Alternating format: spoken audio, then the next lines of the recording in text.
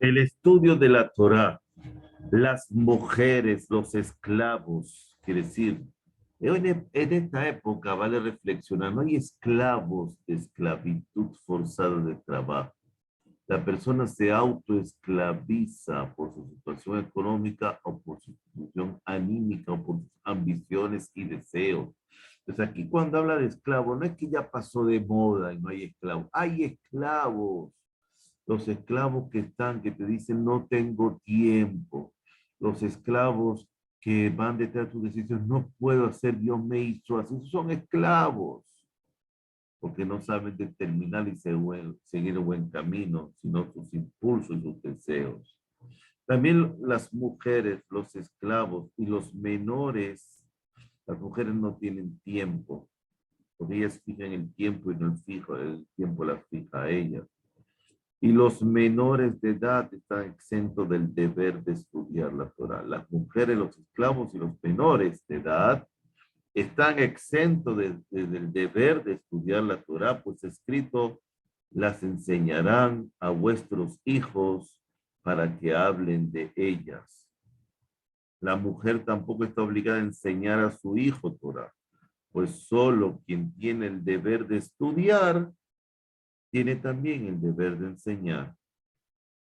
Tal como es deber de un hombre enseñar a su hijo, lo es enseñar a su nieto, pues está escrito, la harás saber a tus hijos y a los hijos de tus hijos.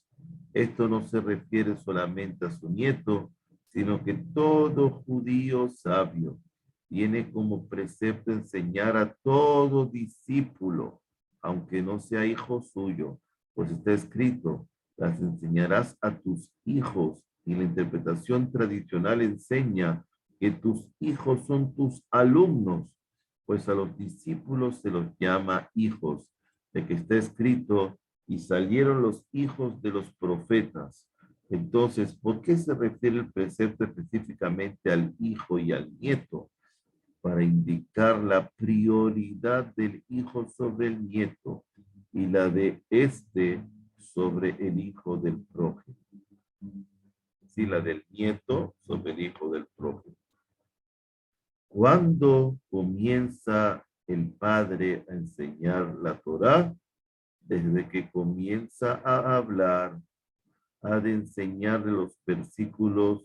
Dice Moshe nos ordenó la Torá, Shema Israel, Moshe Kibel Torah mi Sinai, después ha de enseñarle poco a poco, un versículo por versículo, hasta que cumpla 6 o 7 años, todo según la salud y capacidad del niño, cuando ha de llevarlo a lo de la escuela, o un maestro de Torah, o a la escuela, al Talmud Torah, donde le van a enseñar. Si la costumbre del lugar es que el maestro perciba remuneración, el padre ha de pagar.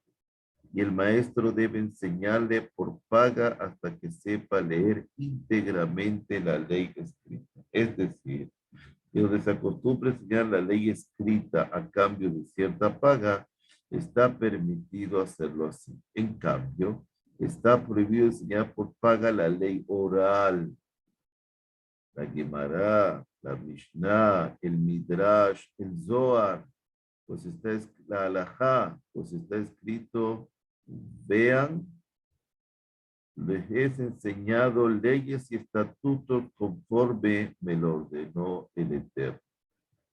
Es como si Moshe dijera, tal como yo aprendí gratuitamente, también ustedes aprendisteis de mí gratuitamente.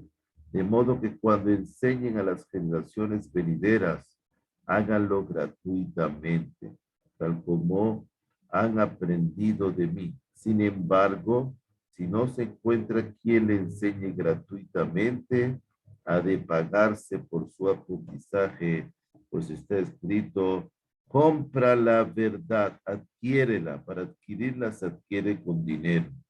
Podría pensarse, la verdad es la Torah, Podría pensarse que en tal caso estaría permitido enseñar a otros por paga, pero el mismo versículo añade, y no la vendas, de lo cual se infiere que le está vedado a una persona percibir remuneración por enseñar la ley oral, aunque él mismo le haya pagado al maestro de quien la aprendió. A mí me costó dinero, entonces yo la... No. Todo judío está obligado al estudio de la Torá, ya sea pobre o rico, sano o con achaques, joven o anciano y debilitado. Incluso el indigente que vive de la caridad y pide limosna de puerta en puerta, o el hombre casado y con hijos, debe fijarse un tiempo para el estudio de la Torá de día y de noche, pues está escrito, lo estudiarás día y noche. Entre los grandes sabios de Israel hubo leñadores, aguateros y ciegos. Sin embargo, se dedicaban al estudio de la Torá día y noche y se cuentan entre quienes transmitieron la tradición en línea directa desde Moshe Rabbeinu. ¿Hasta cuándo está un hombre obligado a estudiar la Torá? Hasta el día de su muerte, pues está escrito, no se aparten de tu corazón en todos los días de tu vida. Y siempre que se deja de estudiar, se olvida. Esto es una regla. Dios hace que se olvide para que te preocupes y vuelvas a repasar. Debe haber maestros designados en cada provincia, distrito y ciudad. Si en una ciudad los niños no reciben su enseñanza elemental, sus habitantes son puestos bajo anatema hasta que designen maestros. Si no lo hacen, ha de destruirse esa ciudad, esa comunidad de nuestro caso. Por el mundo se mantiene únicamente gracias al hálito de los niños que estudian la Torah. Se ha de mandar a los niños a estudiar a la edad de 6 o 7 años, donde sea la fuerza del niño y la complexión de su cuerpo. No se manda a estudiar a los menores de 6 años, no se debe distraer a los niños de su estudio, ni siquiera para hacerlo participar en la reconstrucción del templo. O sea, el estudio de Torah más importante que reconstruir el templo. Un maestro que abandona a los niños y se va, o que les hace cumplir otra tarea, o les enseña negligentemente, y corre en la categoría del maldito el que cumple con engaño la tarea del Eterno. Por lo tanto, no debe designarse como maestro, sino a un hombre devoto, versado en la lectura y en la gramática. Hasta 25 niños pueden estudiar con un solo maestro. Si son más, hasta 40. Hay que designar otro que secunde al primero en la enseñanza. Si son más de 40, hay que designar 2 maestros por clase. El niño debe ser transferido de manos de un maestro a las de otro más versado que el primero, ya sea en la lectura o en la gramática, para que vaya avanzando. El pueblo de Israel ha sido coronado con 3 coronas: la de la Torá, la de la Kehuná, el sacerdocio, y la del Malhut, la realeza. Aarón mereció la corona del sacerdocio, como está escrito, será para él y para su simiente después de él un pacto de sacerdocio eterno. David mereció la corona de la realeza, como está escrito, su simiente será para la eternidad y su trono como el sol ante mí. La corona de la Torá, en cambio, permanece a disposición de todo judío, como está escrito. Moshe nos ordenó la Torá. Es una herencia de la congregación de Jacob, es decir, el que quiere viene y la toma. Dijeron los sabios, un bastardo sabio, un mamzer sabio, jajam, y estudioso tiene prioridad sobre un sumo sacerdote ignorante. Pues está escrito, ella es más valiosa que las perlas, aludiendo a las vestiduras enjolladas con las que el sacerdote ingresaba en Yom Kippur con Santorum, en contraposición con el valor del estudio de la Torah. No hay entre todos los preceptos ninguno comparable al de estudiar Torah. Por el contrario, el estudio de la Torah pesa tanto como todos los demás preceptos mitzvot juntas.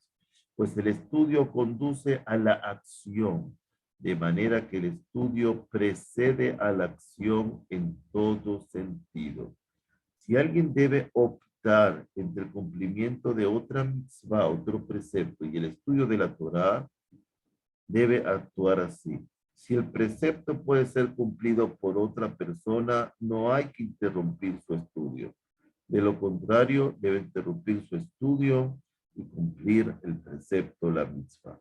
El que haya decidido cumplir dignamente con el precepto de estudiar y anhele coronarse con la corona de la Torah, no debe distraerse en otras cosas, ni calcular que junto con la Torah conseguirá riqueza y honores. Este es el camino de la Torah. Come pan con sal, bebe agua con moderación, duerme en el suelo y haz una vida austera, con tal que estés ocupado con la Torah. Esa es la verdadera Torah. No te va a faltar nada. Las palabras de la Torah han sido comparadas con el agua.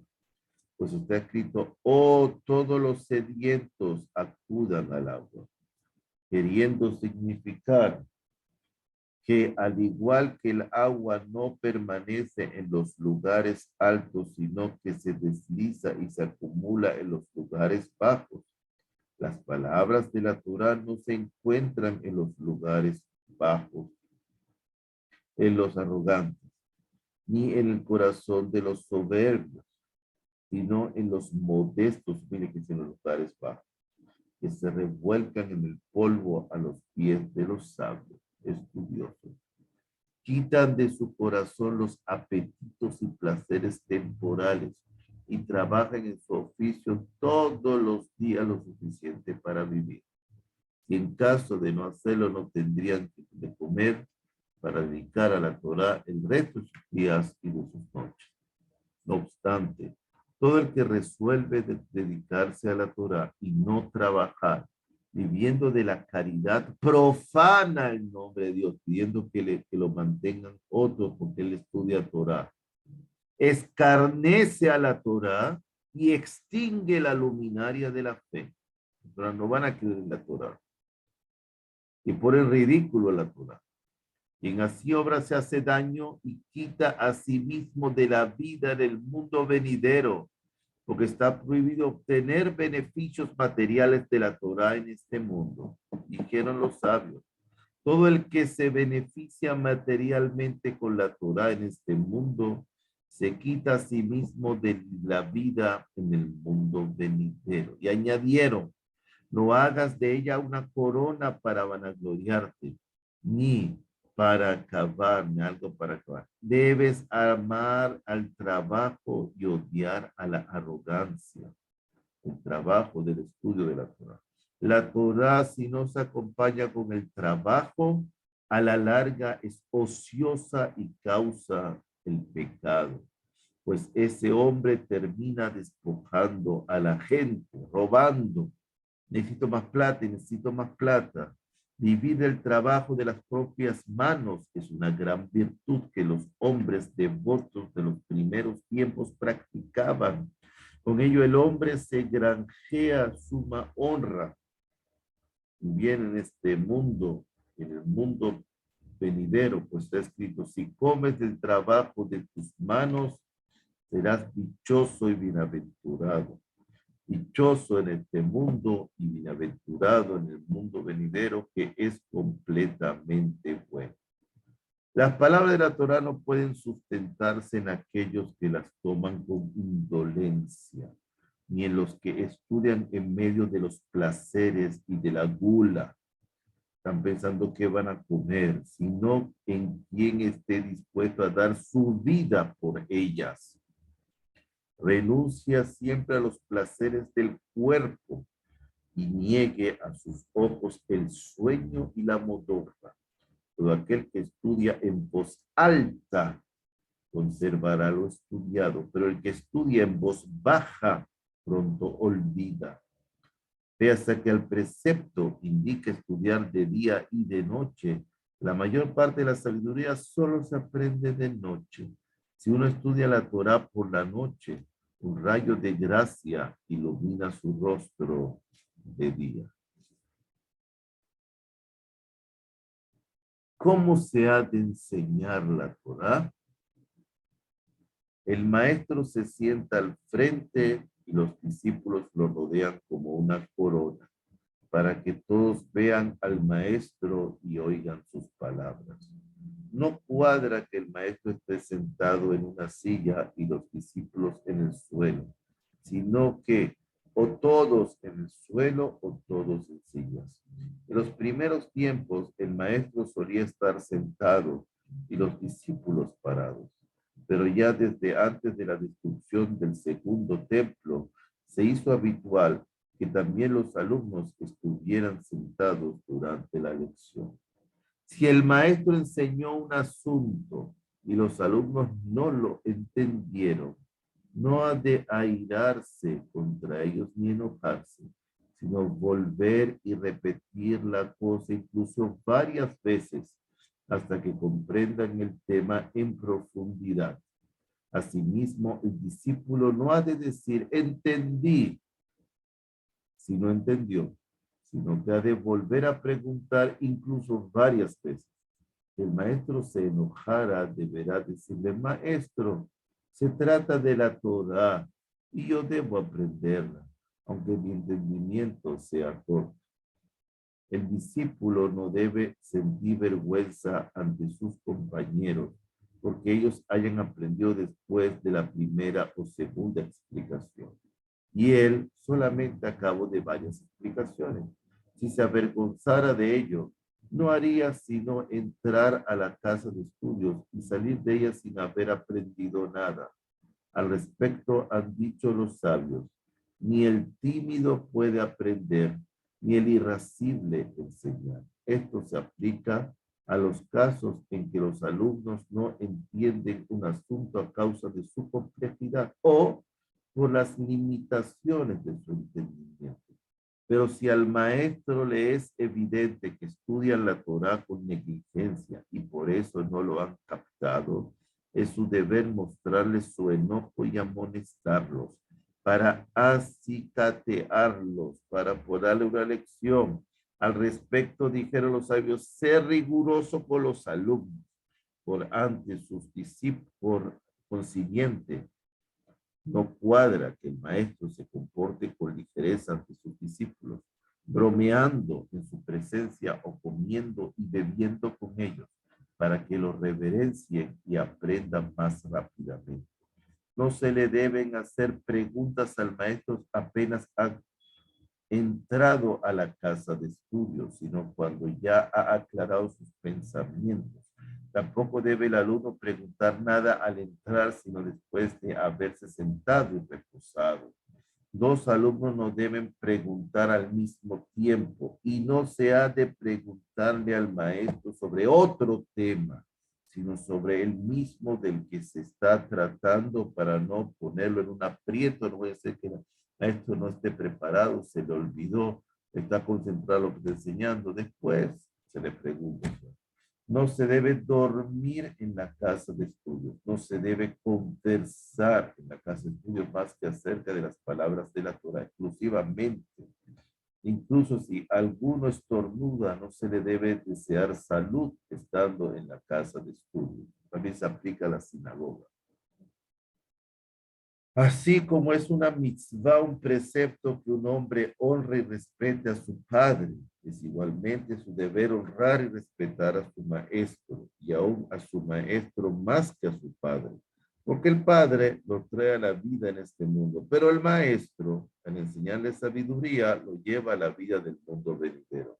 No existe honra más grande que la que se le debe al maestro, ni respeto más profundo que el que debe guardársele al maestro. Dijeron los sabios, respeta a tu maestro como al Señor. Tal como los discípulos tienen el deber de respetar al maestro, en igual medida tiene el maestro, el deber de respetar a los alumnos y ser amable con ellos. Dijeron los sabios, que la honra de tu discípulo te sea tan cara, tan valiosa como la tuya misma. El maestro tiene que cuidar a sus alumnos y quererlos, pues ellos son como hijos que han de darles satisfacciones en este mundo y en el venidero. Los discípulos hacen crecer la sabiduría del maestro y amplían su mente. Dijeron los sabios, de mis maestros aprendí mucha sabiduría, más aún de mis compañeros y de mis alumnos, más que de todos. Del mismo modo que una astilla de madera puede encender un leño, un alumno, por medio de sus preguntas, agudiza la mente de su maestro hasta hacer aflorar una sabiduría espléndida. El precepto de tratar con respeto a todo sabio estudioso, aunque no sea maestro de uno, pues está escrito, te pondrás de pie en presencia de la vejez y guardarás respeto al anciano. La palabra anciano designa aquel zaquén que adquirió sabiduría de Cana Jochma, que se entiende en su presencia desde que se acerca a 4 a 2 metros y hasta que pasa junto a uno y se va 2 metros. No cuadra que el hombre sabio moleste a la gente pasando de propósito entre ella para que se pongan de pie ante él, sino que ha de ir por el camino más corto tratando de que nadie lo vea para no causarles el trabajo de pararse. Los sabios solían marchar, caminar, dando rodeos por donde no andaban sus conocidos para no molestarlos que les separen y les rindan tributo. Corresponde ponerse de pie ante un hombre muy anciano, aunque no sea sabio. Hasta el sabio, si es joven, también tenemos que ponernos de pie ante él. Muy anciano y el anciano y el que no es anciano, pero es sabio. Sin embargo, no está obligado a pararse por completo ante el sabio muy anciano que no es sabio o ante el joven muy sabio que es joven, sino lo suficiente para manifestarle respeto. Incluso en el caso de un anciano no judío, hay que pararse, también dirigirse a él reverentemente y tenerle el brazo para sostenerlo. Pues está escrito, te pondrás de pie en presencia de la vejez, es decir, de toda vejez. Los estudiosos no deben salir ellos mismos para participar junto a todo el mundo en trabajos públicos, como construir o cavar para el Estado, etcétera, para no perder respeto de los ignorantes. Tampoco se les recauda tributo para la construcción de las murallas, reparación de las puertas, paga de los guardianes, etcétera, y para hacer obsequios al rey. Tampoco se los obliga a pagar impuestos, ya sean estos de los fijados colectivamente para los habitantes de la ciudad o de los fijados individualmente para cada persona. Asimismo, si un estudioso tiene determinada mercadería, se le permite venderla antes de que lo haga ningún otro en el mercado. Los demás deben esperar hasta que él la haya vendido. Además, si tiene un pleito y debe esperar entre muchos otros litigantes, su caso se contempla primero y se le ofrece asiento. ¿Por qué? Porque tiene que dar el ejemplo. Tiene que limpiarse primero para que los demás respeten la Torá.